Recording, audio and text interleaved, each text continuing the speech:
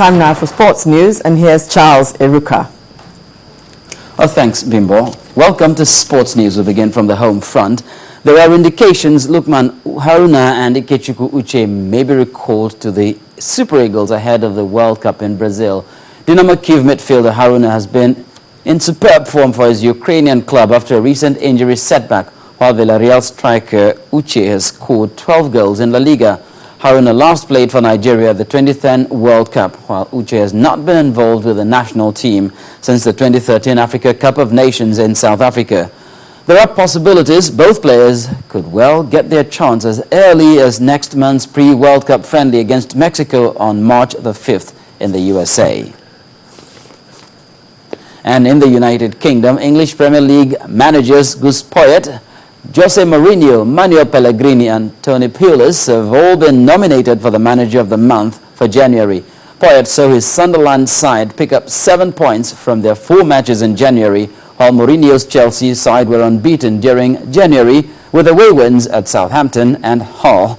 Manchester City were unstoppable under Pellegrini in January with 4 wins from their 4 games. Meanwhile, City midfielder Yaya Toure is one of the 4 nominees for the Player of the Month award. Adam Johnson, Santi Cazorla and Luis Suarez are also in contention for the monthly gong. Meanwhile, league leaders Arsenal face the first major obstacle of their tough February when they travel to Anfield on Saturday for the first of 2 meetings with Liverpool over successive weekends. And Arsenal manager Arsene Wenger believes the chances of the Gunners ending their 9-year wait for a trophy will be clearer by the end of the grueling month. Apart from the double-header against Liverpool, Arsenal also have a home Premier League game against Manchester United as well as a Champions League last 16 tie against Bayern Munich. A poor run could see them fall by the wayside in 3 competitions. In tennis now, Russian tennis star Maria Sharapova is excited with her recovery from a severe shoulder injury which wrecked her 2013 season. Speaking on her return to her home city of Sochi, the former world #1 believes her current state of health can only be auspicious for the 2014 season. Sharapova reached the 4th round of the Australian Open, where she was eliminated in 3 sets by Slovakia's Dominika Cibulkova. Now, drug cheats at the Sochi Games face the toughest testing regime of any Winter Olympics, warns the IOC. The International Olympic Committee testing laboratory opened on January the 30th and plans to make 2,453 tests, an increase of 14% over the last Winter Games in Vancouver in 2010.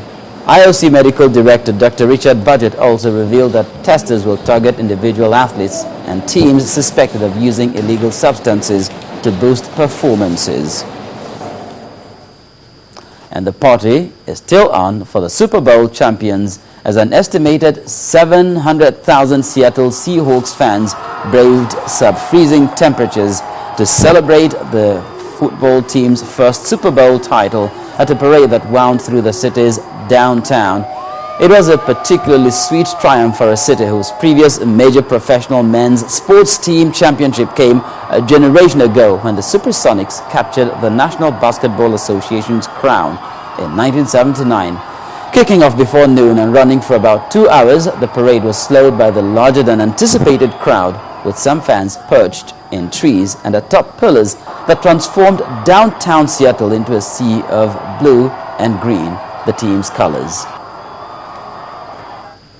Success at 700,000 fathers in Seattle. But that's it on Sports News. It's back to Bimbo with the rest of the news at 10.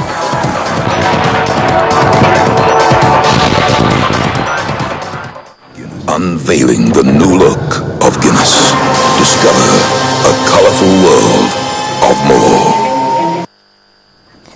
Now, on the foreign scene, after postponing the talks on Tuesday, the first formal meeting between Pakistan's government and a Taliban-nominated team has been held in Islamabad.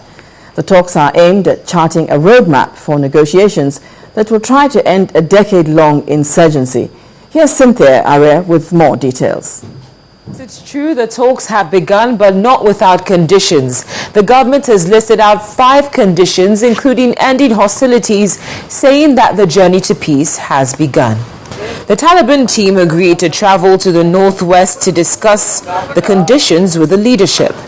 Militants from the Tehreek-e-Taliban Pakistan have been waging an insurgency inside Pakistan since 2007. The talks initiative was announced last week by Prime Minister Nawaz Sharif following a spate of attacks. Then, another drowning incident has been averted. Italy's Navy has rescued 1,123 people from inflatable boats in the space of 24 hours as clandestine migration from North Africa reaches record levels. Also today, the UN envoy to the Central African Republic has urged the country to make an example of soldiers who lynched a man accused of being a rebel yesterday. The man was stabbed and beaten to death, and then his body was burned in the capital, Bangui. Plus, rescue workers at a South African gold mine say they've recovered 8 bodies after a fire and rockfall. One other miner remains missing at the Doornkop mine west of Johannesburg. Finally, the Syrian government says a deal has been reached to allow what it terms innocent civilians to leave besieged areas of the city of Homs. And those are the top stories on the foreign scene. Thank you very much, Cynthia. And the main news again. Inspector General of Police Mohammed Abubakar has removed Rivers Commissioner of Police Joseph Mbu and transferred him to the FCT. Northern elders have declared their support for President Goodluck Jonathan's 2015 presidency. The Department of State Security Service, DSS, has arrested and released ex-militant leader Alhaji Asari Dokubo.